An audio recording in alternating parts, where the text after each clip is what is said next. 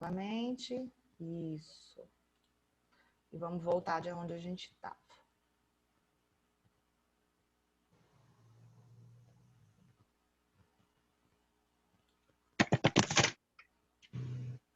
Isso. Voltamos. Então, vamos lá. Nós estudamos, então, toda a nossa região axial. Nós fizemos um tour por ali e definimos, né, o que é a nomenclatura de cada coisa.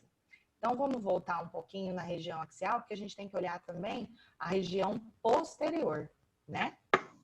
Então, vamos lá. Deixa eu tirar essa tela daqui. Aí. Então, na frente, frontal, orbital, nasal, oral e mental. Atrás, nós estudamos a nuca, é a região occipital, que é o nome do osso da nuca. Então, quando falar nuca, não é nuca, é occipital. E orelha, ótica, tá? A parte da região de orelha.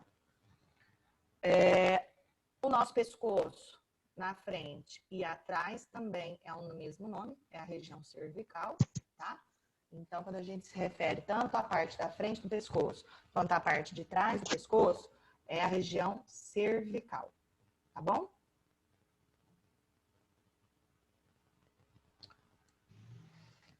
Frente, ventral, costas, dorsal, lembra? Então, no dorso, a gente não vai falar costas, não existe costas e não existe costa, tá? Então, é dorso, ventre, parte da frente, atrás, dorso, certo? Então, dorso. Sabe esse ossinho que nós temos aqui? Se chama escápula. Então, toda essa região é escapular, onde fica as pá, sabe? Muita gente chama de pá, a asa, é região escapular. Nossa coluna não é coluna, é vertebral, tá? Então, do tórax para cima a gente chama de vertebral, essa região. Essa região, lateralmente, a região vertebral, que é no meio ali das vértebras, a gente chama de lombar, tá? Vocês já devem ter ouvido essa nomenclatura, que eu tô com dor lombar. Dor lombar é aquela região acima do quadril, que engloba toda a parte das costas até iniciar na frente o quadril, tá? Então, o meio, que é a coluna vertebral, a gente chama de vertebral, e lateralmente embaixo é a lombar. E finalizando lá embaixo, onde a gente fala que tinha o rabinho, né? Que é o resquício do rabinho, bem final do osso a gente chama de região sacral. Por quê? Porque aquele osso, o fim da coluna se chama sacro. Então a gente chama toda aquela região de região sacral, né? O nosso bumbum não é bumbum, não é bunda, não é busanfa, é a região glútea. Por quê? Os músculos do bumbum são músculos glúteos. Existe o glúteo máximo, glúteo.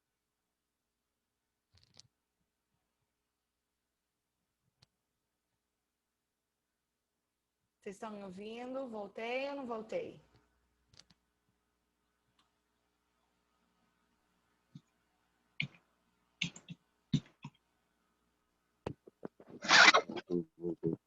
Voltei. Internet caiu, gente. Deixa ela Normal, voltar relaxa. completamente. Essa época é muito difícil. Tá todo mundo usando muito a internet.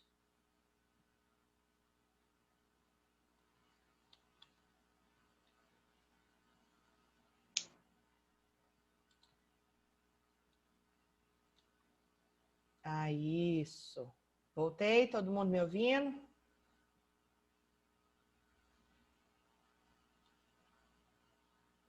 Ótimo.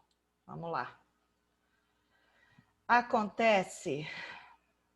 Cadê? Onde é que eu tô? Aqui, achei. Bom, voltando. Então, a região da frente, que é a nossa região genital, se chama púbica, porque é pertinho do osso pubis. E a região posterior, a gente já dá uma outra nomenclatura, que é a região perineal.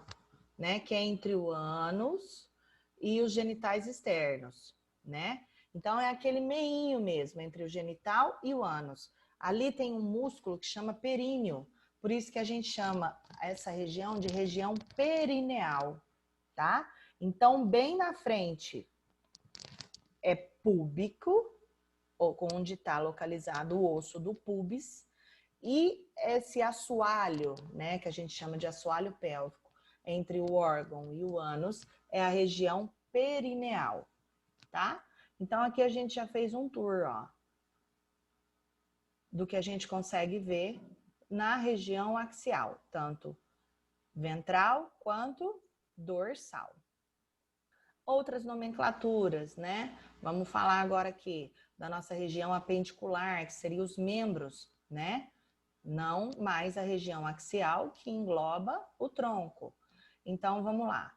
A parte aqui, ó, a pontinha do osso do ombro, a gente chama de região acromial. Por quê? A escápula, que é esse ossinho aqui, ó, o finzinho dela chama acrômio.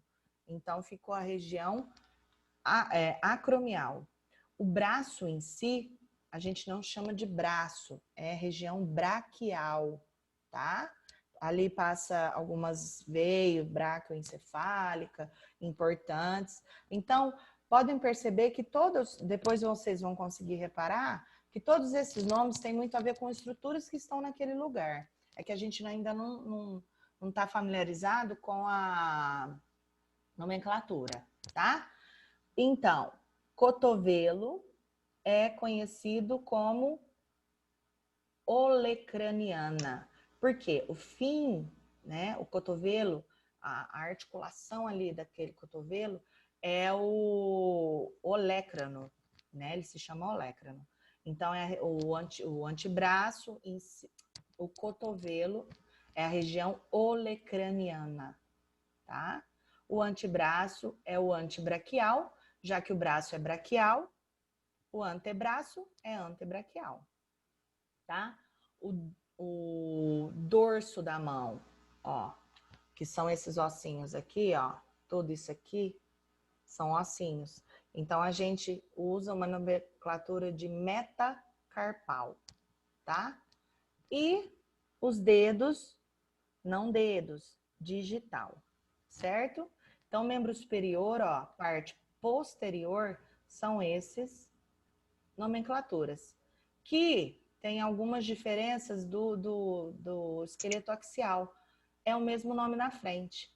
Então, tanto a frente, a parte posterior, quanto a anterior é o mesmo nome, tá? Então, fica até mais fácil de gravar. Os membros inferiores, a mesma coisa, tá?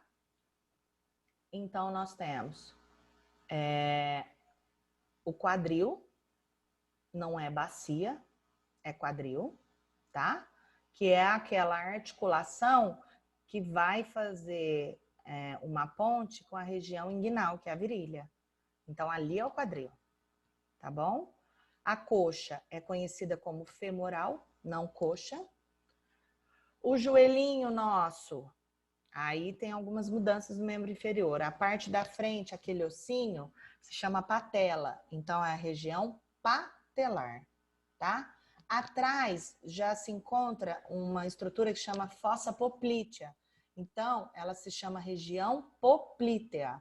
Na frente é patelar e atrás é poplítea, tá?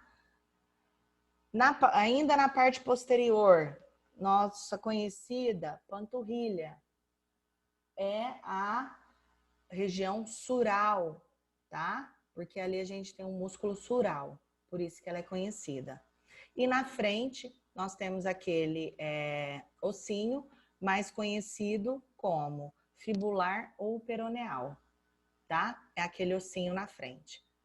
E a perna em si é chamada de crural, que seria a canela, crural. Na perna nós temos dois ossos. O mais aparente é a tíbia, que a gente chama de crural, e do lado, que é o tornozelo do lado de fora, que é a fibular ou peroneal. Peroneal não se usa muito mais não, mas a fibular ainda usa, tá bom? Então, panturrilha sural, na frente a canela prural, crural e o tornozelo do lado de fora, né, esquerdo, fibular ou peroneal. Na frente nós temos, no pé nós temos também posterior, o calcânio, né, o calcanhar é a região calcânea e a planta do pé, né, a sola do pé é a região plantar, tá? Na frente a gente tem ali aquela região dos dois tornozelos, conhecida como a região tarsal, onde tem o músculo do tarso, é onde a gente torce o pé. Então, a gente torce o pé entre a fíbula e o tarso, que são ligados ali através de muitos ligamentos. Então, por isso que a gente tem os entorses de tornozelo e machuca ali o ligamento. A região do peito do pé, digamos assim, é a região metatarsal, tá? E os dedinhos, ou o dedão, né, do pé, é conhecido como hálux, tá? Então, eu gostaria que vocês dessem uma retomada nessa matéria, para que fique assim, gravadinho, lá no fundinho da cabeça. Não vou pedir para vocês decorar isso agora, mas eu acho muito interessante ler e se familiarizar. Porque quando vocês olharem esses termos, você vai falar, já conheço. Não sei direito de onde que é, mas já conheço. Tá bom? Então, vamos lá.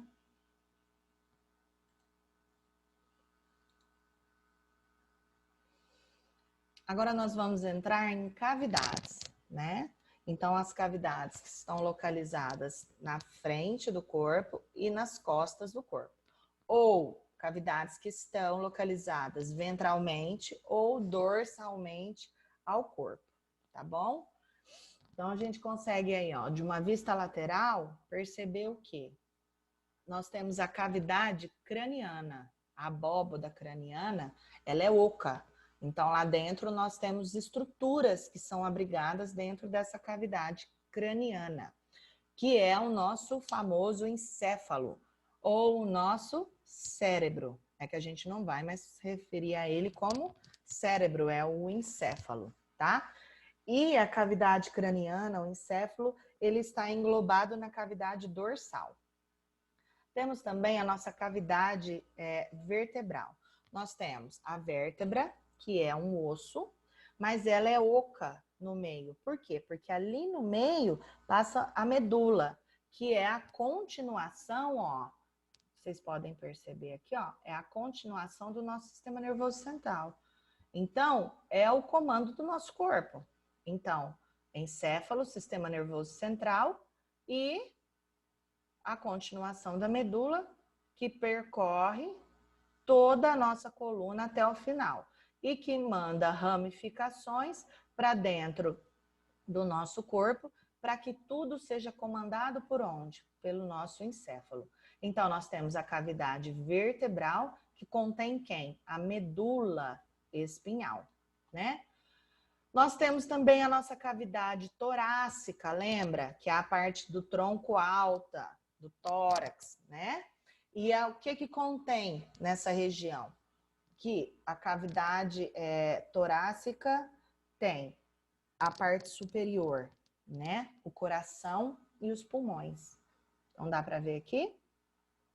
E a divisão do coração e dos pulmões para dentro do abdômen é dividido por um músculo, um grande músculo, que tampa a gente transversalmente.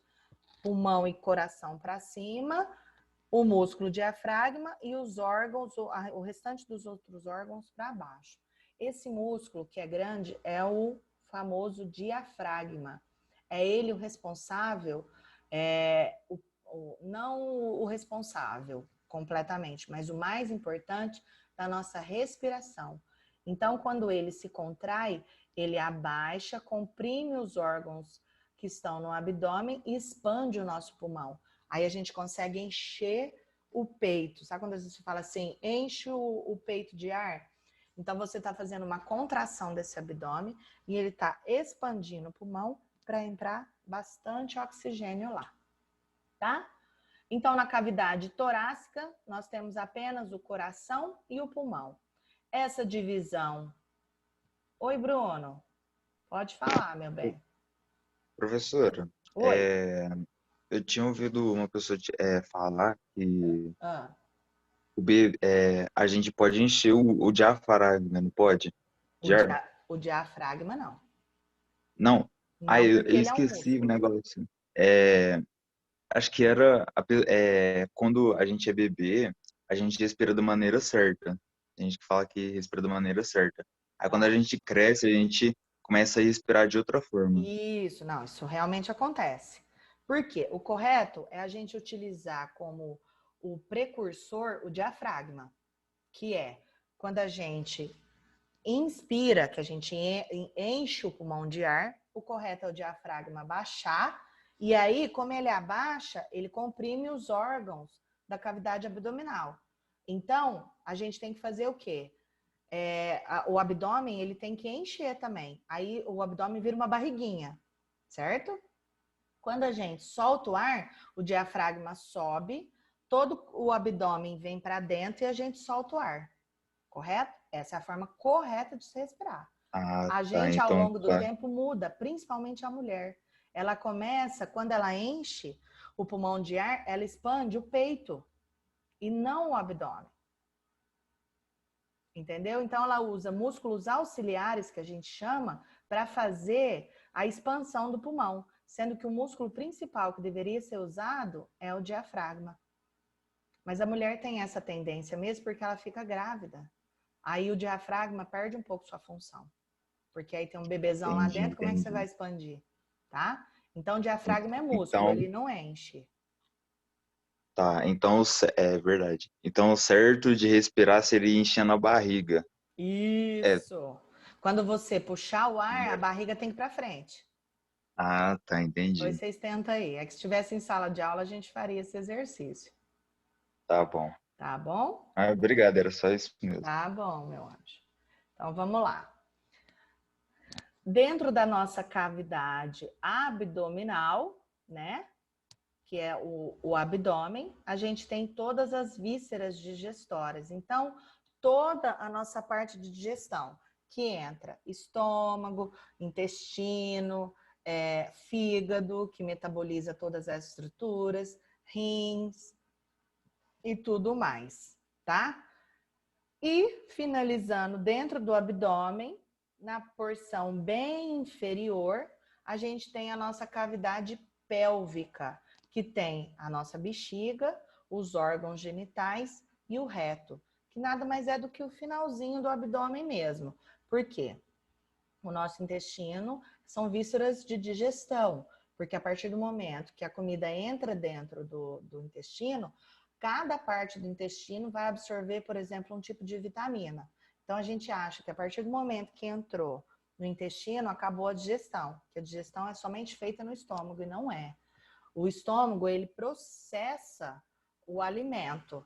Só que depois de processado, a absorção do que é bom e do que não é se dá no intestino, tá? Então, o finalzinho do intestino já, teoricamente, muda de cavidade, já se engloba na cavidade de excreção, né? Onde tem as nossas bexigas, os órgãos genitais, útero, ovário e... Ó, faltam 10 minutinhos, tá? E o restante, tá? E o nosso reto, que é a saída do intestino, é a porção final do nosso intestino, tá? Vamos lá, me ajuda, zoom. Isto. Então, aqui, ó, a cavidade do crânio, numa visão anterior, a cavidade anterior, a cavidade vertebral vista de uma parte ventral, né? E a nossa cavidade torácica, que também é subdividido em... Vamos lá, sumiu por quê, Jesus? Aí, voltou. E dentro da nossa cavidade torácica, é só para que vocês entendam, mas a gente vai estudar isso a fundo. Nós temos uma subdivisão, que é o mediastino superior, a cavidade pleural, tá? Nós temos uma cavidade ali, que é, na realidade, um espaço mínimo, milimétrico, entre o pulmão e a parede torácica, tá? Isso tem uma forma de deslizamento, como eu expliquei para vocês. O pulmão, ele não expande, então ele tem que ter esse mínimo de espaço para que ele consiga expandir e voltar, como se fosse uma forma dele conseguir deslizar, porque ele dobra de tamanho quando a gente inspira e ele diminui muito de tamanho quando a gente expira, principalmente quando a gente faz esse tipo de respiração forçada, quando expira bem fundo, né? Então ele se enche num tamanho um pouquinho maior do que a gente está acostumado na respiração, né? Minuto a minuto. E quando a gente faz uma expiração, a gente joga todo o ar para fora forçadamente. Então ele diminui bem de tamanho. Então ele precisa dessa cavidade pleural, que ela é milimétrica, a gente vai estudar, para que ele consiga fazer essa expansão. E também por diferença de pressão, porque a gente respira, a gente inspira por diferenças de pressão. Pode falar, Bruno. Professora, Ah, tem como a gente encher o pulmão tanto até estourar ele ou não? não porque Não? o nosso sistema nervoso central ele é muito sábio. Então, chega uma hora que o seu comando voluntário sinaliza lá que já está excedendo o limite. Aí ele desliga o seu comando voluntário e volta ao involuntário. Mas vai doer se fizer isso, não vai? Não, porque ele vai te desligar Não? antes. Ele te desliga antes. Tá. Porque a Entendi. respiração, ela é teoricamente involuntária, inconsciente. Lembra que eu falei para vocês? A gente não precisa ficar pensando Sim. minuto a minuto.